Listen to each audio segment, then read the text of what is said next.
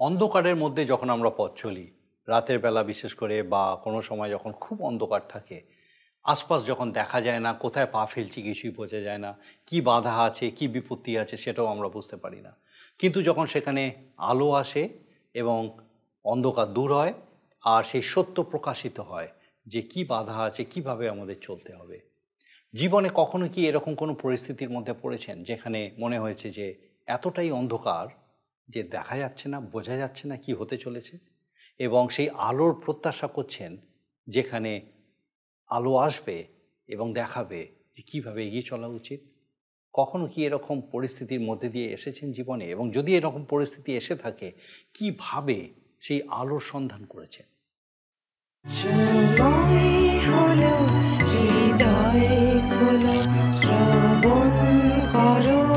জীবন বাণী নম্র চিতে শ্রবণ করো, নম্র চিতে শ্রবণ করো খ্রিস্ট যিশুর জীবন খানি। নমস্কার, প্রভু যীশু খ্রিস্টের মধুর নামে জীবনবাণী অনুষ্ঠানে আপনাকে স্বাগত জানাই। আমি খুব খুশি আপনি আমাদের সঙ্গে আমাদের এই জীবনবাণী অনুষ্ঠানে আজকে আরেকবার উপস্থিত হয়েছেন। আমার বিশ্বাস আপনি নিয়মিতভাবে আমাদের সঙ্গে আছেন। এই অনুষ্ঠানে ঈশ্বরের বাক্যের এই যে ধারাবাহিক আলোচনায় নিয়মিতভাবে আপনি অংশগ্রহণ করছেন এবং ঈশ্বরের বাক্য বিশেষভাবে আপনার সঙ্গে কথা বলছে। একই সঙ্গে আমার বিশ্বাস আপনি নিয়মিতভাবে আপনার মতামত আমাদেরকে জানাচ্ছেন যে এই অনুষ্ঠান আপনার কীরকম লাগছে, ঈশ্বরের বাক্যের এই যে ধারাবাহিক আলোচনা কিভাবে আপনার জীবনে কাজ করছে আপনি আমাদেরকে জানাচ্ছেন। এই জন্য আপনার প্রতি আমি বিশেষভাবে কৃতজ্ঞ। একই সঙ্গে আপনাকে অনেক ধন্যবাদ যে আপনি আমাদেরকে আপনার প্রার্থনার বিষয়সমূহ জানাচ্ছেন, যেন আমরা আপনার জন্য প্রার্থনা করতে পারি। আমি আপনাকে সুনিশ্চিত করতে চাই যে আমরা নিয়মিতভাবে আপনার জন্য প্রার্থনা করি। আসুন আজকে আমাদের অনুষ্ঠানের শুরুতেই একটা গানের মধ্যে দিয়ে আমরা ঈশ্বরের গৌরব করি।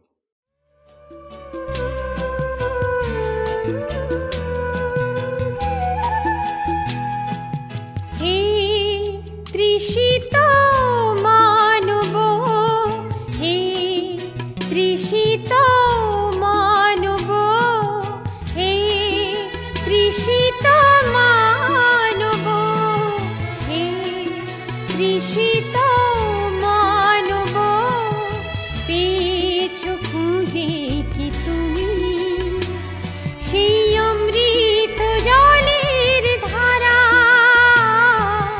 পেয়েছো খুঁজে কি তুমি সেই অমৃত জলের ধারা, হে তৃষিত মানব, হে তৃষিত মানব।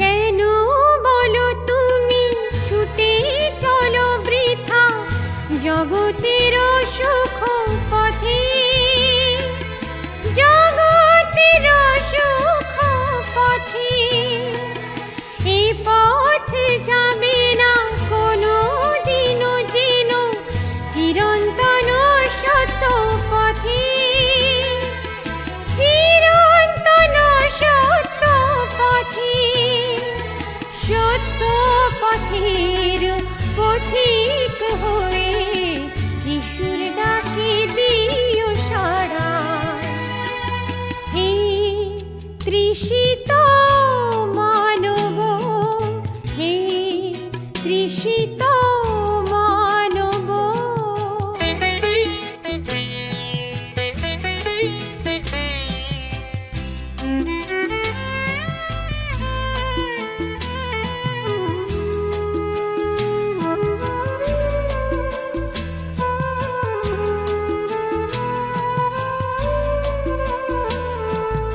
অমৃত জলের নির্ঝরে হেজে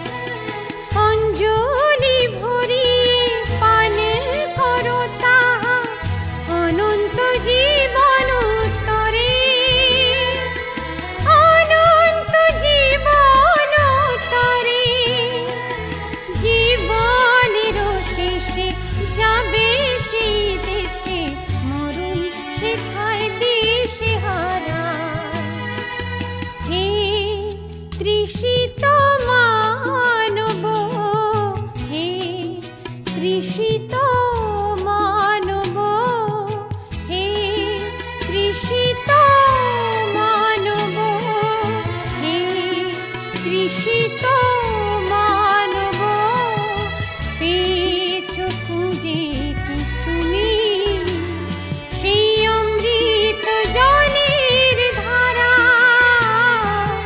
পেয়েছো খুঁজে কি তুমি সেই অমৃত জলের ধারা, হে তৃষিত মানব, হে তৃষিত। পবিত্র বাইবেলের ধারাবাহিক অধ্যয়নে আমরা বর্তমানে ইফিসীয় মণ্ডলীর প্রতি সাধু পৌলের লেখা পত্র নিয়ে আলোচনা করছি এবং আমাদের গত পর্বে আমরা মণ্ডলীকে এক বাগদত্তা বধূ রূপে দেখেছি। একজন কন্যা তার বাগদানের পরে যেরকমভাবে তার ভাবী স্বামীর উপযোগী করে নিজেকে প্রস্তুত করে তোলে, সাধু পৌল বলেছেন ঠিক একইভাবে মণ্ডলীকেও খ্রিস্টের উপযোগী করে তুলতে হবে। মণ্ডলীর বিশ্বাসীদের মধ্যে যেন কোনো রকম কুৎসিত ব্যবহার, শ্লেষোক্তি ইত্যাদি কোনো রকম মন্দতা না থাকে সেই বিষয়ে নিশ্চিত করতে হবে। সাধু পৌল মণ্ডলীকে খ্রিস্টের দেহকে এর আগে বলেছেন যে তারা যেন আর তাদের পূর্বতন আচরণগুলি অভ্যাস না করে। তিনি স্পষ্টভাবে কয়েকটি কুঅভ্যাসের কথা এখানে বলেছেন এবং বলেছেন যে এই ধরনের কুঅভ্যাস করলে তারা খ্রিস্টের ও ঈশ্বরের রাজ্যের অধিকারী হতে পারবে না। তিনি তাদেরকে সতর্ক করে দিয়ে বলেছেন যে যারা অনর্থক কথোপকথনে নিজেদেরকে পূর্ণ করে রাখে তাদের সঙ্গে মেলামেশা না করতে, কারণ এই সমস্ত মানুষদের উপরে ঈশ্বরের ক্রোধ সবসময় প্রকাশ পায়। সাধু পৌল ইফিসীয় মণ্ডলীর বিশ্বাসী বর্গকে আরও বলেছেন যে তারা একসময় অন্ধকার জগতে বাস করত।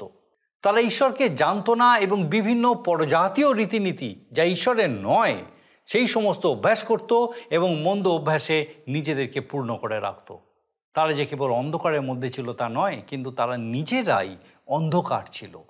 কিন্তু এখন তারা তাদের সেই অন্ধকার অবস্থা থেকে বেরিয়ে এসে প্রভুতে দীপ্তিময় হয়ে উঠেছে, আর তাই তাদের আর অন্ধকারের সন্তান নয় কিন্তু দীপ্তির সন্তানদের মতো জীবনযাপন করতে হবে। অর্থাৎ যিনি জগতের জ্যোতি তাকেই তাদের জীবনে প্রতিফলিত করতে হবে। সাধু পৌল এখানে দীপ্তির ফলগুলিকে চিহ্নিত করে বলেছেন যে সেগুলি হলো সর্বপ্রকার মঙ্গলভাব, ধার্মিকতা ও সত্য, এবং তারা যদি দীপ্তিতে চলে তাহলে তারা এই সমস্ত বিষয়গুলি ফলপ্রাপ্ত হবে।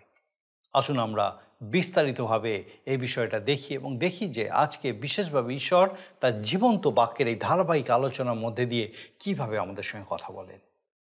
বাইবেলের নতুন নিয়মে ইফিসীয় তার 5 অধ্যায় থেকে আলোচনা করছি। গত অনুষ্ঠানে আমরা শুনেছি যে সাধু পৌল বলছেন যে প্রিয় বৎসদের ন্যায় তোমরা ঈশ্বরের অনুকারী হও। ঈশ্বরকে অনুসরণ করতে বলা হয়েছে, আর ঈশ্বর হলেন প্রেম। ঈশ্বরের প্রথম চরিত্র হল তিনি হলেন প্রেম, আর তার প্রমাণ আমরা পেয়েছি তিনি ক্রুশেতে তার প্রিয় পুত্রকে আমাদের জন্য মরবার জন্য জগতে প্রেরণ করেছিলেন, যিনি আমাদের প্রায়শ্চিত্তজনক মৃত্যু সাধন করে আমাদেরকে উদ্ধার ও রক্ষা করেছেন। আর তাই সাধু পৌল বলছেন আমরা যেন প্রেমে চলি এবং আমাদের চিন্তায়, আমাদের কার্যে, আমাদের সিদ্ধান্তে, আমাদের পরিকল্পনায় সর্ববিষয় প্রেম যেন আমাদের জীবনে প্রাধান্য পায়। আর সাধু পৌল বলছেন শুধু ঈশ্বর প্রেম নয়, যেমন খ্রিস্ট তোমাদেরকে প্রেম করেছেন এবং আমাদের জন্য ঈশ্বরের উদ্দেশ্যে সৌরভের নিমিত্ত উপহার ও বলিরূপে নিজেকে উৎসর্গ করেছেন। আর সেই কারণে আমরা যেন প্রেমে চলি। তাই আমাদের জীবনকে প্রেম দ্বারা নিয়ন্ত্রণ করি। যখনই আমাদের মধ্যে হিংসা, রাগ বা আমাদের ভুল বোঝাবুঝি আসে, তখন ঈশ্বরের প্রেমকে স্মরণ করি যে তিনি তার পুত্রকে আমাদের জন্য প্রেরণ করেছেন এবং তার প্রিয় পুত্র প্রভু যীশু আমাদের জন্য দুঃখভোগ, কষ্ট স্বীকার এবং মৃত্যুবরণ করেছেন। এবং এই কথা বলার পরে সাধু পৌল আমাদেরকে কিছু পাপের বিষয় স্মরণ করিয়ে তা থেকে সাবধান হতে বলেছেন, যা আজকের সমাজে ওতপ্রোতভাবে জড়িত। বেশ্যাগমন এবং সর্বপ্রকার অশুদ্ধতা, লোভ যেন আমাদের মধ্যে না থাকে এবং কুৎসিত ব্যবহার, প্রলাপ, শ্লেষোক্তি এই সকল ব্যবহার যেন আমাদের মধ্যে থেকে দূর হয়, বরং যেন ধন্যবাদ দেওয়া হয়। এই ধন্যবাদ, প্রশংসা আমাদের জীবনে আজকের যত কমে যাচ্ছে, আমাদের জীবন তত শুষ্ক এবং মন্দতায় পরিপূর্ণ হচ্ছে। তাই আসুন ঈশ্বরের বাক্যের আলোয় নিজেদের জীবনকে পরীক্ষা করি এবং প্রতিদিন তার বাক্য যখন শ্রবণ করি, পাঠ করি, ধ্যান করি, তখন সেই মতো জীবনকে ঈশ্বরের চালনায় শক্তিতে তাঁর আত্মা দ্বারা এগিয়ে নিয়ে চলি। আমরা আজকের আলোচনা শুরু করব ইফিসীয় তার 5 অধ্যায় 5 পদ। লেখা আছে, কেননা তোমরা নিশ্চয় জানিতেছ, বেশ্যাগামী কি অশুদ্ধাচারী কি লোভী, সে তো প্রতিমা পূজক কেহই খ্রিস্টের ও ঈশ্বরের রাজ্যে অধিকার পায় না। সাধু পৌল বলছেন, পূর্বোক্ত পাপ যেমন বেশ্যাগমন, অশুদ্ধাচারী, লোভী, এসবই তারাই যারা নতুন জন্ম লাভ করেনি। নতুন জন্ম হল ঈশ্বরের আত্মা দ্বারা এবং তাঁর বাক্য দ্বারা আমরা নবায়িত হই। একজন ঈশ্বর ভক্ত লোক, গুরু নিকোদিম প্রভু যীশুর কাছে এসেছিলেন। তিনি রাত্রিতেই তাঁর কাছে এসেছিলেন, কারণ লোকেরা দেখে নেবে, জেনে নেবে যে তিনি একজন গুরু হয়েও প্রভু যীশুর কাছে সেই ঈশ্বরের বাক্যের সত্য জানতে এসেছেন। আর তখন প্রভু যীশু নিকোদিমকে বলেছিলেন, নতুন জন্ম না হলে কেউ ঈশ্বরের রাজ্যে যেতে পারে না। আর নিকোদিম গুরু হয়ে প্রশ্ন করলেন, আমি তো একবার জন্মেছি, কেমন করে আবার মাতার গর্ভে প্রবেশ করে নবজন্ম লাভ করতে পারি? প্রভু যীশু তখন বলেছিলেন, সেই ঈশ্বরের আত্মা এবং জল থেকে জন্ম নিতে। জল হল ঈশ্বরের বাক্য, আর পবিত্র আত্মা উভয় আমাদের অন্তরে নতুন জন্ম সাধন করে। নিকোদিম যখন বুঝতে পারেননি, তখন প্রভু যীশু তাকে বলেছিলেন, বাতাস যেমন পূর্ব থেকে পশ্চিমে বয়, তা দেখতে পাওয়া যায় না, কিন্তু উপলব্ধি করা যায়, তা অনুভব করা যায়, ঠিক তেমনিভাবে আত্মা এবং জল থেকে, অর্থাৎ ঈশ্বরের আত্মা এবং পবিত্র বাক্য দ্বারা যখন আমরা নবায়িত হই, তখন আমাদের অভিজ্ঞতা আমরা লাভ করি। অন্তরে আমাদের জীবনে নূতনতা, নূতন স্বভাব, নূতন ইচ্ছা, নূতন বাসনা, এবং তা আমাদেরকে অপূর্ব এক অভিজ্ঞতার মধ্যে দিয়ে নিয়ে যায়। তাই সাধু পৌল বলছেন, যারা নতুন জন্ম লাভ করেনি তারাই ওই সমস্ত পাপে পরিপূর্ণ হতে পারে, আর ঈশ্বরের রাজ্যে তাদের কোনো অধিকার নেই। যদি কোনো খ্রিস্ট বিশ্বাসীর মধ্যে উক্ত পাপগুলো প্রকাশ পায়, এবং যদি সেই খ্রিস্ট বিশ্বাসী প্রতি রবিবার উপাসনায় যায়, সুন্দর ভাব ভাষা দিয়ে সাক্ষ্য দান করে, অথবা মণ্ডলীর কোনো নেতৃত্বস্থানীয় কোনো একজন হয়, ওই প্রকার লোক এই সাক্ষ্য দিচ্ছে যে সে ঈশ্বরের সন্তান নয়। পাপে থাকব, পিতার ও প্রশংসা করব, এরকমটি চলে না। এমতো লোক খ্রিস্টান নয়। এবারে আমরা 6 এবং 7 পদ পাঠ করি। লেখা আছে, অনর্থক বাক্য দ্বারা কেহ যেন তোমাদিওকে না ভুলায়, কেননা এই সকল দোষ প্রযুক্ত অবাধ্যতার সন্তানগণের উপরে ঈশ্বরের ক্রোধ বর্তে, অতএব তাহাদের সহভাগী হইও না। সাধু পৌল আবার সাবধান করে দিচ্ছেন, অনর্থক বাক্যে কেউ যেন তোমাদের না ভুলায়। আসলে শয়তান সেই লোককে ব্যবহার করে যে নূতন জন্ম লাভ করেনি বা মাংসিক খ্রিস্টান। তাকে অপর মানুষকে ভুলাবার জন্য এই লোকেরা ফাঁকা কথায় মানুষকে ভুলায়। সাধু পৌল বলছেন, অতএব তাহাদের সহভাগী হইও না। যারা প্রভু যীশুকে জানে, প্রভু যীশুকে নিজ উদ্ধারকর্তা, মুক্তিদাতা, পরিত্রাতা বলে জেনেছে, যে জগতের এই ব্যবস্থার প্রতিরোধ করবে। বিশ্বাসী হিসাবে আমরা অন্ধকারের রাজত্ব থেকে আলোর রাজত্বে উন্নত হয়েছি, যে জন্য ঈশ্বরের সন্তান বলে স্বীকৃতি লাভ করেছি। অতএব এটা সত্য যে বিশ্বাসী জন কিভাবে অবিশ্বাসী, অপরিত্রাণপ্রাপ্ত অন্ধকারের সন্তানদের সাথে মেলামেশা করবে। আমরা এতক্ষণ দেখলাম সাধু পৌল শিক্ষা দিচ্ছেন, প্রেমে চলো। এবারে তিনি বলছেন, আলোর সন্তানের মতো চলো। আসুন আমরা পাঠ করি 8 থেকে 10 পদ।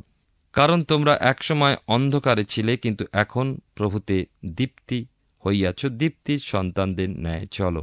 কেননা সর্বপ্রকার মঙ্গল ভাবে ধার্মিকতায় ও সত্যে দীপ্তির ফল হয়।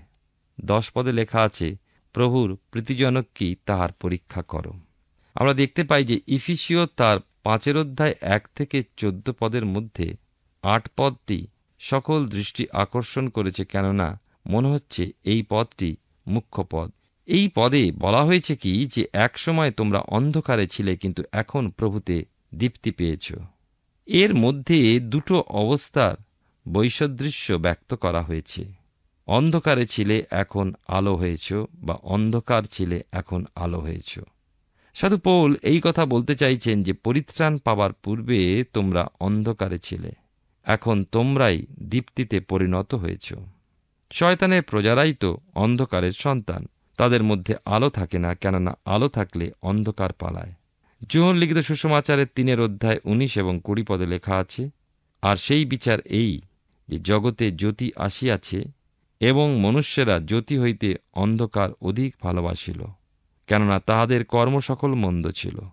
কারণ যে কেহ কদাচরণ করে সে জ্যোতি ঘৃণা করে, এবং জ্যোতির নিকট আইসে না, পাছে তাহার কর্ম সকলের দোষ ব্যক্ত হয়। সেই জ্যোতি হলেন প্রভু যীশু খ্রিস্ট, যিনি এসেছেন এই পৃথিবীতে, যার মধ্যে কোনো মন্দতা ছিল না। তার জন্ম পবিত্র আত্মায় হয়েছিল, পুরুষের দ্বারা নয়। মরিয়মের এবং যোসেফের বিবাহের পূর্বেই জানা গেল মরিয়ম গর্ভবতী হয়েছেন। তাই আমরা দেখতে পাই পবিত্র আত্মায় নিষিক্ত হয়ে প্রভু যীশু খ্রিস্ট মানুষ হয়েও সেই জ্যোতি আমাদের মধ্যে নিয়ে আসলেন, এবং মনুষ্যেরা জ্যোতি হইতে অন্ধকার অধিক ভালোবাসিল, কেননা তাদের কর্ম সকল মন্দ ছিল। মন্দ কর্ম যারা ভালোবাসে তারা কখনো আলোকে ভালোবাসতে পারে না, তারা অন্ধকারকেই পছন্দ করে।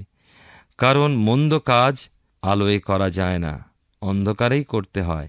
তাই আমাদের অন্তর যখন অন্ধকার হয় তখন আমরা আলোকে কখনো পছন্দ করি না, বরং প্রত্যাখ্যান করি।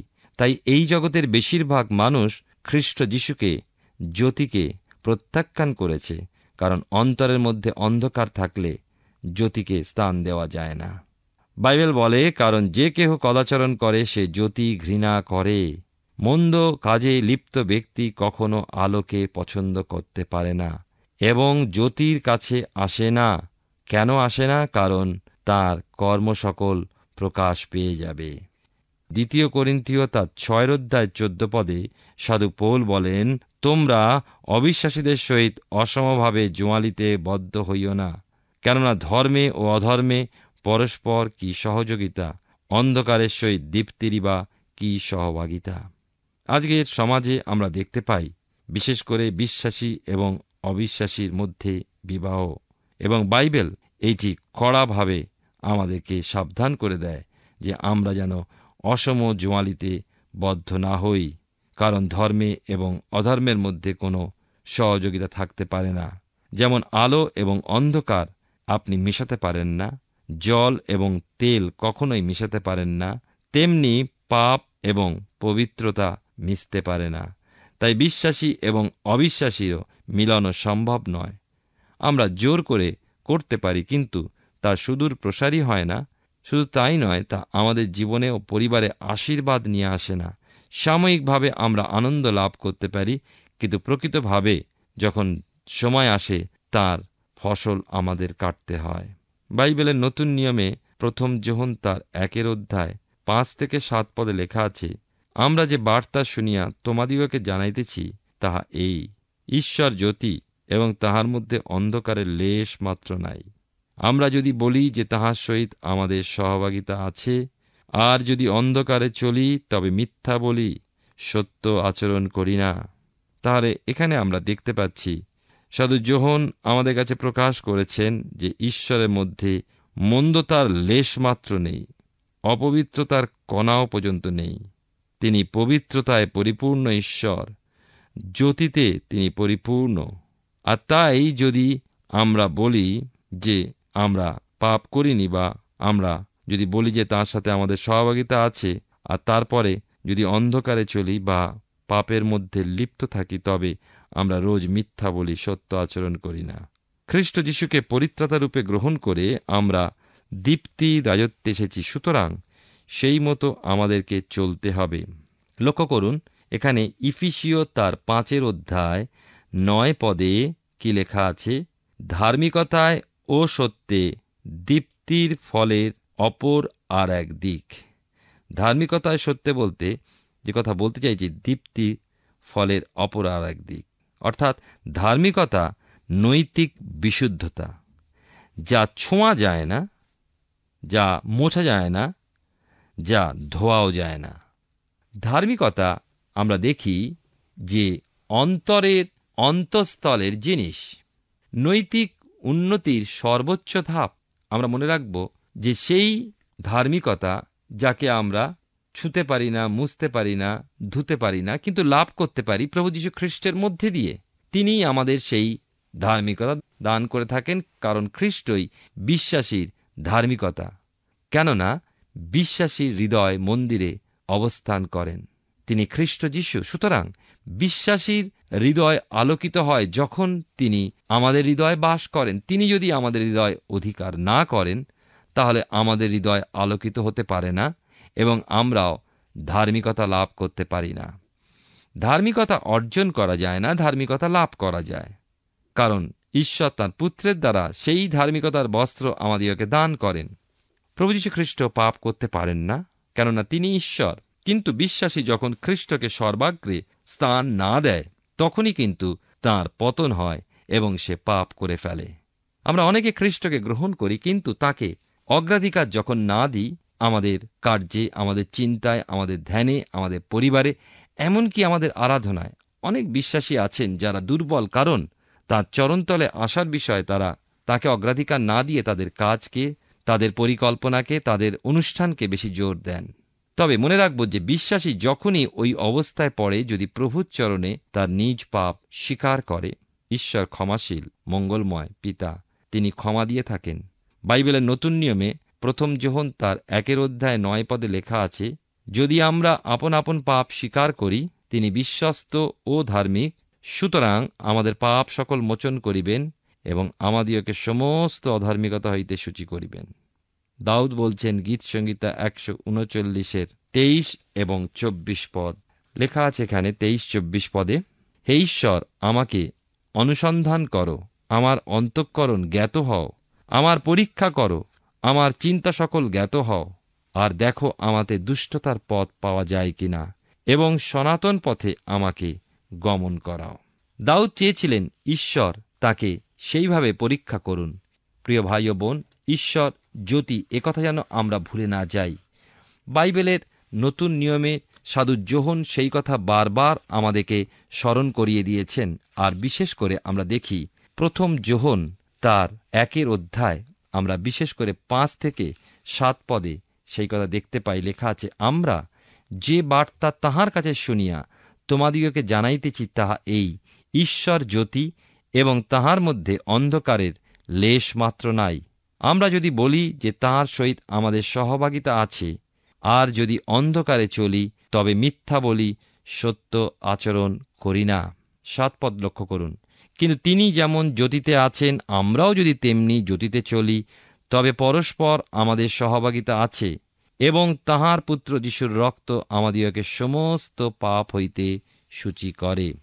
ইফিসীয় তার 5 অধ্যায় 10 পদে আমরা দেখি সাধু পৌল বলেছেন, বিশ্বাসী বর্গ আপন আপন অন্তর পরীক্ষা করে দেখুক যে আপন আপন হৃদয় ঈশ্বরের প্রীতিজনকভাবে রক্ষা করছে কিনা, আর যদি আমাদের পছন্দ না হয়, আমরা কি করে আশা করতে পারি যে ঈশ্বর সেখানে বাস করতে চাইবেন। মন্দির দেখে খুশি হবেন। প্রত্যেক বিশ্বাসীকে নিজ নিজ হৃদয় ঈশ্বরের চরণে রাখতে হবে এবং নির্দেশ মতো সাজাতে হবে।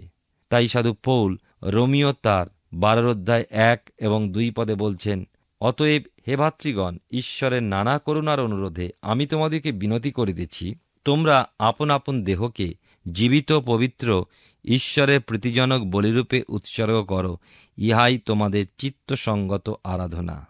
2 পদে লেখা আছে, আর এই যুগের অনুরূপ হইও না, কিন্তু মনের নূতনীকরণ দ্বারা রূপান্তরিত হও, যেন তোমরা পরীক্ষা করিয়া জানিতে পারো ঈশ্বরের ইচ্ছা কি, যাহা উত্তম ও প্রীতিজনক ও সিদ্ধ। প্রিয় ভাই ও বোন, আমরা অপরের সঙ্গে নিজেদের তুলনা করব না, কেননা খ্রিস্টই একমাত্র ধার্মিক, পবিত্র ও সিদ্ধ। আমাদের যদি তুলনা করতে হয়, তবে আমাদের তুলনা করতে হবে খ্রিস্টের সঙ্গে। আমাদের সমস্যা হচ্ছে, আমরা আমাদের খ্রিস্টীয় জীবনে অনেক সময় অন্যের সঙ্গে, অন্য বিশ্বাসীর সঙ্গে আমরা তুলনা করি, আর আমরা গর্বিত হই এবং আমরা মনে করি অন্যদের থেকে আমরা ভালো, কিন্তু আমাদের তুলনা যেন আমরা খ্রিস্টের সঙ্গে করি। আমাদের একটি প্রশ্ন, আমি কি ঈশ্বরের প্রীতিজনক? লক্ষ্য করুন 2 করিন্থীয় তার 5 অধ্যায় 9 এবং 10 পদে এই কথা লেখা আছে, আর এই কারণ আমরা লক্ষ্য রাখিতেছি, নিবাসে থাকি কিংবা প্রবাসী হই, যেন তাহারই প্রীতির পাত্র হই, কারণ আমাদের সকলকেই খ্রিস্টের বিচারাসনের সম্মুখে প্রত্যক্ষ হইতে হইবে, যেন সৎকার্য হোক কি অসৎকার্য হোক, প্রত্যেকজন আপনার কৃতকার্য অনুসারে দেহ দ্বারা উপার্জিত ফল পায়। ঈশ্বর আমাদের প্রত্যেককে আশীর্বাদ করুন। আমরা এফেসীয় পুস্তক থেকে ধারাবাহিকভাবে অধ্যয়ন করছি। আমার বিশ্বাস মহান ঈশ্বর বিশেষভাবে আপনার সঙ্গে কথা বলছেন। আমরা আগে জেনেছি যে এফেসীয় মণ্ডলীর বিশ্বাসীরা সবাই পরজাতীয় অর্থাৎ ঈশ্বরের কাছে ছিল না, ঈশ্বর থেকে দূরে ছিল। তারা তাদের আগের জীবনে পরজাতীয়দের মতো বিভিন্ন কুঅভ্যাসের বশীভূত ছিল এবং সর্বোপরি তখন তারা ঈশ্বরকে তুচ্ছ জ্ঞান করত। ঈশ্বর সম্পর্কে কোনো জ্ঞান তাদের ছিল না। সাধু পৌল তাদের এই অবস্থাকে অন্ধকার অবস্থা বলেছেন। অন্ধকারে যেমন কেউ কোনো কিছু ঠিকমতো দেখতে পায় না, তেমনি মন্দ অবস্থার মধ্যে থেকে তারা সত্য সম্পর্কে সম্পূর্ণ অজ্ঞাত ছিল। কিন্তু ঈশ্বরের অনুগ্রহে খ্রিস্টে তারা এই অন্ধকার অবস্থা থেকে বেরিয়ে আসতে পেরেছে। তারা এখন দীপ্তির সন্তান হয়েছে। প্রভু যিশুই হচ্ছেন জগতে সেই দীপ্তি, সেই জ্যোতি। আজ তাকে তারা প্রভু ও পরিত্রাতা রূপে গ্রহণ করে সত্য ঈশ্বরকে জানতে পেরেছে। এখন আর তাদের সেই পূর্বেকার মন্দ অভ্যাসের বশীভূত হয়ে থাকলে চলবে না। তারা সর্বপ্রকার মঙ্গলভাব, ধার্মিকতা এবং সত্যকে তাদের জীবনে গ্রহণ করেছে এবং সেই মতোই তাদেরকে চলতে হবে। আমাদের পরবর্তী অধ্যায়ে আমরা এই বিষয়ে আরও গভীরভাবে অধ্যয়ন করব। আসুন এখন প্রার্থনায় যাব, আর আমি চাইব আপনি আমার সঙ্গে প্রার্থনায় যোগ দিন। আসুন প্রার্থনা করি। পরম করুণাময় স্বর্গীয় পিতা, ধন্যবাদ দিই প্রভু আরেকটি বার তোমার জীবন্ত বাক্য আমাদেরকে তোমার বিষয়ে আরও গভীরভাবে জানতে সাহায্য করলো। ধন্যবাদ দিয়ে আমাদের প্রত্যেক দর্শক বন্ধুর সঙ্গে আজকে বিশেষভাবে তুমি কথা বলেছ যে কিভাবে তুমি নিজেকে প্রকাশ করতে চাও, কিভাবে তুমি নিজেকে প্রকাশ করছো এবং কিভাবে প্রভু আমাদেরকে তোমাকে দেখা উচিত। পিতাগো, আমাদের সে প্রত্যেক দর্শক বন্ধু, তাদের পরিবার পরিজন প্রত্যেককে তোমার চরণে সমর্পণ করি এবং পিতাগো প্রার্থনা করি যেন প্রত্যেকে তোমাকে সঙ্গে নিয়ে চলতে পারে। ও প্রভু, তুমি কৃপা করো। যে দীপ্তির সন্তান করে তুমি তাদেরকে রেখেছ, যে অন্ধকার জীবন থেকে তুমি তাদেরকে বার করে নিয়ে এসেছো প্রভু, সেই অন্ধকারের ছায়া যেন কোনোভাবে তাদের জীবনে আর না থাকে, কিন্তু তোমার দীপ্তিতে পূর্ণ হয়ে তোমার দীপ্তির সন্তান রূপে যেন প্রকৃতই তারা জীবন পথে এগিয়ে চলতে পারে। প্রভু, তুমি কৃপা করো। আমাদের প্রত্যেক দর্শক বন্ধুকে, তাদের পরিবারবর্গকে এইভাবেই পিতাগো তোমার দীপ্তিতে পূর্ণ রাখো, তোমার পবিত্র আত্মার সুরক্ষায় সুরক্ষিত রাখো এবং উত্তরোত্তর তোমাতে বৃদ্ধি পাওয়ার মধ্যে দিয়ে তোমার গৌরব করতে সাহায্য করো। তোমার যিশু নামে ভিক্ষা দয়া করে শ্রবণ ও গ্রহণ করো। আমেন। ঈশ্বরের ধন্যবাদ দিই যে তার জীবন্ত বাক্য আমাদের সঙ্গে কথা বলে এবং আমার বিশ্বাস আজকে বিশেষভাবে ঈশ্বর আপনাকে আরেকবার নতুনভাবে বুঝতে সাহায্য করলো যে তিনি কিভাবে তার দীপ্তি আমাদের জীবনে দিয়েছেন, যেন তার দীপ্তিতে আমরা এগিয়ে চলতে পারি, তার আলোতে আমরা এগিয়ে চলতে পারি। একই সঙ্গে আমার বিশ্বাস আগামী দিনেও এইভাবেই আপনি আমাদের সঙ্গে আমাদের এই জীবনবাণী অনুষ্ঠানে অবশ্যই উপস্থিত থাকবেন। ঈশ্বর আপনার মঙ্গল করুন। প্রিয় বন্ধু, আসুন আমরা আজকের প্রশ্ন উত্তরে আসি। গত সপ্তাহের প্রশ্নের উত্তর অপশন বি ঠিক। আজকের প্রশ্ন, নিকোদিম রাত্রিবেলায় কার কাছে এসেছিলেন? অপশন এ যিশুর, বি যোহনের, সি পিতরের, ডি পৌলের। প্রিয় বন্ধু, এই প্রশ্নের উত্তর আগামীকাল সন্ধ্যা 6টার মধ্যে option A B C D সহকারে আপনার নাম ও সম্পূর্ণ ঠিকানা সহ 9433497235 এই নম্বরে SMS বা হোয়াটসঅ্যাপে পাঠাবেন। যদি আপনার এই অনুষ্ঠান ভালো লেগে থাকে তাহলে এই নম্বরে একটি মিসড কল করুন, তাহলে আপনি পরের বারের বিজয়ী হতে পারেন।